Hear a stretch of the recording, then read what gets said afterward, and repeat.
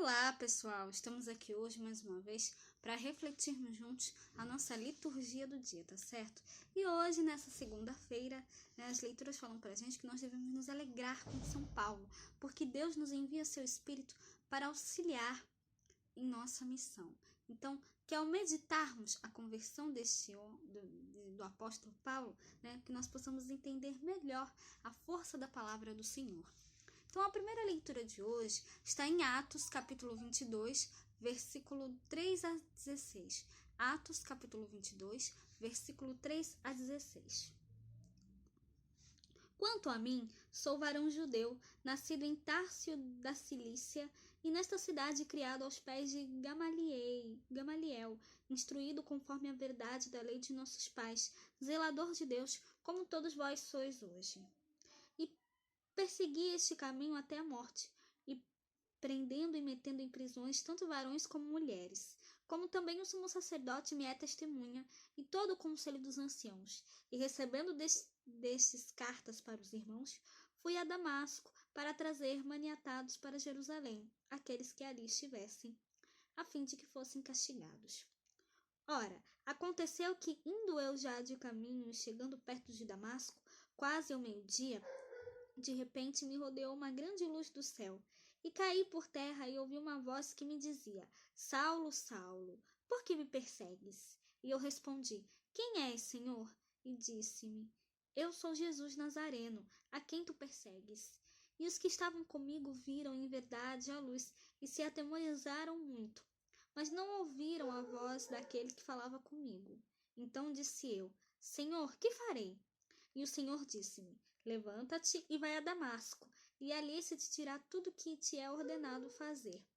E como eu não via por causa do esplendor daquela luz, fui levado pela mão dos que estavam comigo e cheguei a Damasco.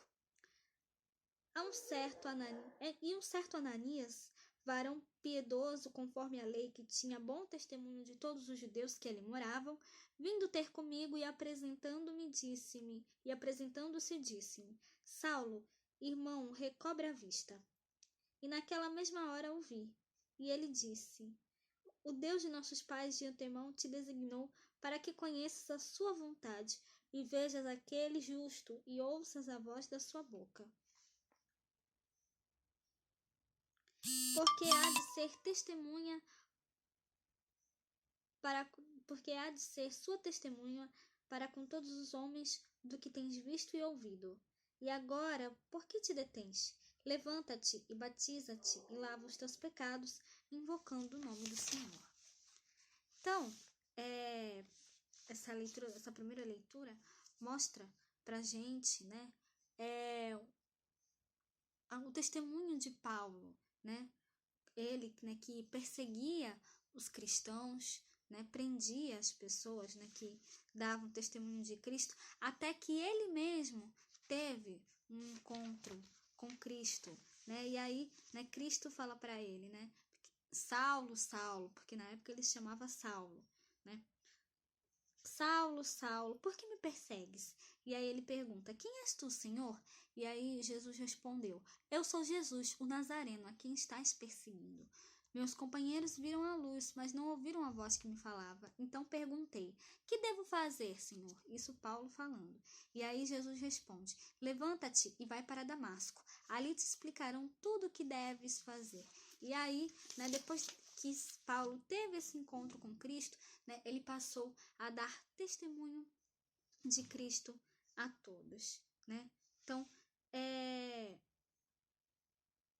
o nosso coração se alegra, por termos recebido de Deus o presente da sua missão. O apóstolo das nações testemunhou com sua vida, palavras e ações, o sentido mais profundo do evangelho, assumindo para si o que significa o mandato de ir pelo mundo inteiro e anunciar o evangelho a toda criatura.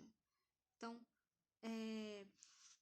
que a gente possa também, acolher com alegria esse chamado de Deus, esse chamado de Cristo para nós de anunciar o evangelho a todos, tá certo? E agora, falando do evangelho, hoje ele está em Marcos, capítulo 16, versículo 15 a 18. Marcos, capítulo 16, versículo 15 a 18.